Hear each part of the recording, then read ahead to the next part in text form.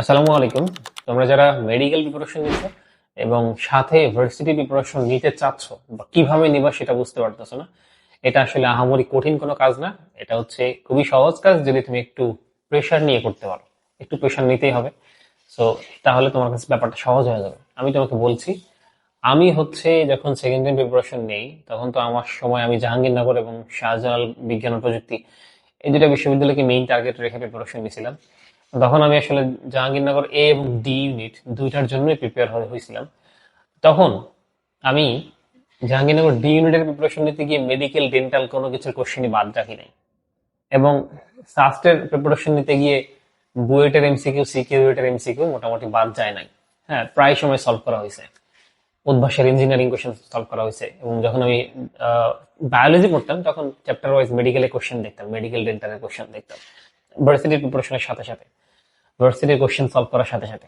তাহলে তুমি এই কাজটা করতে পারো যে তুমি যখন একটা চ্যাপ্টার পড়তেছো এবং সেই চ্যাপ্টারের মেডিকেল এবং ডেন্টালের কোশ্চেন সলভ করতেছো, তখন সাথে সাথেই তুমি ঢাবি জাবি রাবি এইসব বিশ্ববিদ্যালয়ের প্রশ্ন সলভ করে ফেলবা। সাপোজ পরিমাণগত রসায়নে একটা কোশ্চেন আসছে, নিচের কোনটা জারক, এটা হচ্ছে মেডিকেল বেসড কোশ্চেন। কিন্তু ভার্সিটিতে আসবে যে এত লিটার কার্বন ডাই অক্সাইডের মধ্যে অণুর সংখ্যা কত, বা এত লিটার পানির মধ্যে অণুর সংখ্যা কত, এই টাইপের কোশ্চেন। বুঝছো? যেমন জৈব রসায়নের মধ্যে মেডিকেল বেসড কোশ্চেন হচ্ছে এরকম, দ্বিবন্ধনের অবস্থান নির্ণয়ের ক্ষেত্রে নিচের কোনটি ব্যবহার করা হয়? ওজন। বুঝছো? আর ভার্সিটিতে কোশ্চেন আসবে যে অ্যাসিটন এবং হচ্ছে ইথানেল, এই দুইটা উৎপন্ন হয়েছে ওজনীকরণ বিক্রিয়ার ফলে কোন অ্যালকিন থেকে। এরকম কোশ্চেন থাকবে ভার্সিটিতে। তাহলে ডিফারেন্সটা চিন্তা করতেছো? একই টপিক ওজনীকরণ থেকে, একই টপিক থেকে মেডিকেল বেসড কোশ্চেন এবং ভার্সিটি বেসড কোশ্চেনের তফাৎ আছে। সেই তফাৎটা আহামরি কঠিন না, তোমার জন্য কঠিন হবে না। তুমি মেডিকেল ভর্তি হিসেবে তুমি এটাকে সহজ করতে পারবা। বাট তোমার সদিচ্ছা থাকা লাগবে, এবং তুমি যখন চ্যাপ্টার ওয়াইজ কোশ্চেন সলভ করতেছো তখন ঢাবি জাবি রাবি অ্যাটলিস্ট এই 4-5টা বিশ্ববিদ্যালয় এবং কৃষি বিশ্ববিদ্যালয়গুলো আছে, এগুলোর কোশ্চেন ব্যাংক তুমি প্র্যাকটিস করবা, সলভ করবা। তাহলে যেটা হবে যে শুরু থেকে তুমি মেডিকেল এবং ভার্সিটি বেসড তুমি তৈরি হইতে থাকবা। তবে মেডিকেলটাকে তুমি মেইন প্রায়োরিটি লিস্টে রাখবা।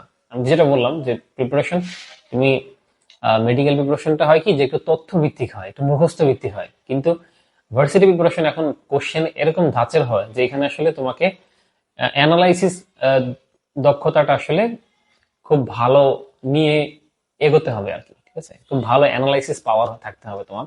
তুমি যখন কোশ্চেন ব্যাংক সলভ করতেছো তখন তুমি ভার্সিটির কোশ্চেন গুলো একটা অ্যানালাইসিস করবা, সলভ করবা খাতার মধ্যে, তাহলে তুমি প্রিপেয়ার হইতে পারবা।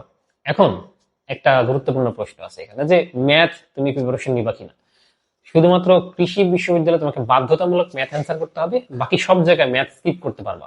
যেমন রাজশাহী বিশ্ববিদ্যালয়ে ম্যাথ স্কিপ করতে পারবা, চট্টগ্রাম বিশ্ববিদ্যালয়ে ম্যাথ স্কিপ করতে পারবা, এবং গুচ্ছতে ম্যাথ স্কিপ করতে পারবা। জাহাঙ্গীরনগর বিশ্ববিদ্যালয়ের ডি ইউনিট, সেখানে ম্যাথ নাই, অনলি বায়োলজি কেমিস্ট্রি দিয়ে তুমি হচ্ছে পরীক্ষা দিতে পারবা।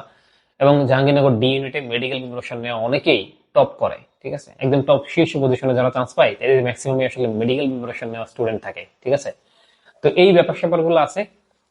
তুমি এখন যেটা করবা, শুরুতে সিদ্ধান্ত নিয়ে নাও যে আগামী মেডিকেল ভর্তি পরীক্ষা পর্যন্ত তুমি ম্যাথ পড়বা কিনা। এই ডিসিশনটা নিয়ে নেওয়াটা খুব জরুরি। আর তুমি যদি মনে করো যে না, কৃষিটাকে খুব বেশি ফোকাসে রাখতে চাচ্ছ মেডিকেলের মতোই, যে মেডিকেল না হয় কৃষি যে কোনো একটা হইতেই হবে, তাহলে আমি তোমাকে বলবো যে তুমি ডেইলি আধা ঘন্টা করে হলে বা সপ্তাহে 3 দিন ম্যাথটা একটু, প্রিভিয়াস কোশ্চেনটা একটু প্র্যাকটিসে রাখো, খাতা কলমে লিখে লিখে প্র্যাকটিস করো, একটু টাইম বের করো। প্রতি প্রতিদিন 30-40 মিনিট টাইম, বা হচ্ছে সপ্তাহে 3 দিন 30-40 মিনিট, 1 ঘন্টা করে টাইম দিলে তুমি ম্যাথটাকে অনেক এগিয়ে রাখতে পারবা। এবং কৃষি গুচ্ছ ভর্তি পরীক্ষায় ওভারঅল টোটাল মার্কটা অনেক ভালো থাকবে। বাংলাদেশ কৃষি বিশ্ববিদ্যালয়ে তুমি যদি চান্স পাইতে চাও, তাহলে তোমাকে ওভারঅল মোট মার্কটা ভালো রাখতে হবে। সেক্ষেত্রে ম্যাথের মার্কটা তো খুব গুরুত্বপূর্ণ, যেহেতু ম্যাথে মনে হয় 20 মার্ক, তাই না? তো এই জন্য এটা আমি তোমাকে বললাম। আর যদি তোমার এরকম হয় যে না, মেডিকেল না হলে জাহাঙ্গীরনগর বা চট্টগ্রাম যে কোনো একটা হইলে হবে, বা কৃষিতে কৃষিতে কোনো রকম হইলে হবে, এরকম যদি হয় সেক্ষেত্রে ম্যাথ স্কিপ করতে পারো।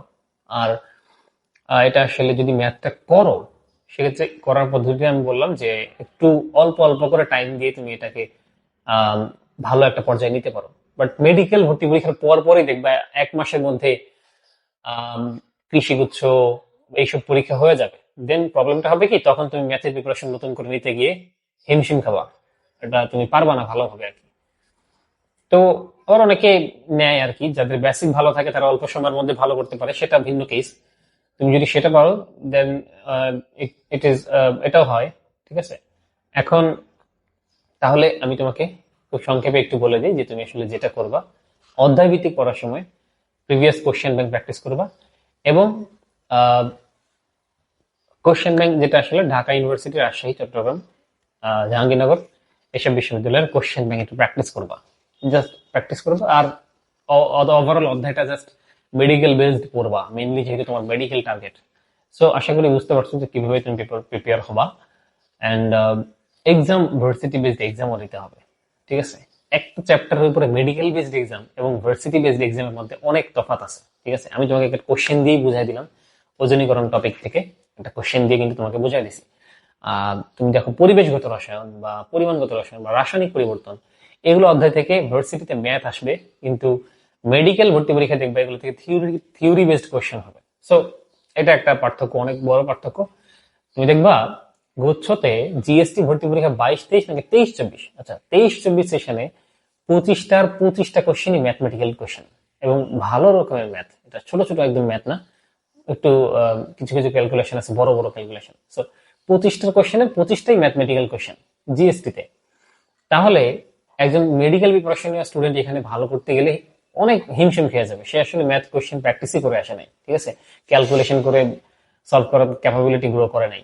তো এই বিষয়গুলো তুমি একটু ওই যে খাতার মধ্যে কোশ্চেনগুলো যখন লিখে লিখে প্র্যাকটিস করবা, তখন তোমার মধ্যে আর ওই ল্যাকিংসটা আসলে থাকবে না। তখন তুমি মেডিকেল এবং ভার্সিটি দুই জায়গাতেই ভালো মতো কোপ আপ করতে পারবা ইনশাল্লাহ, ঠিক আছে।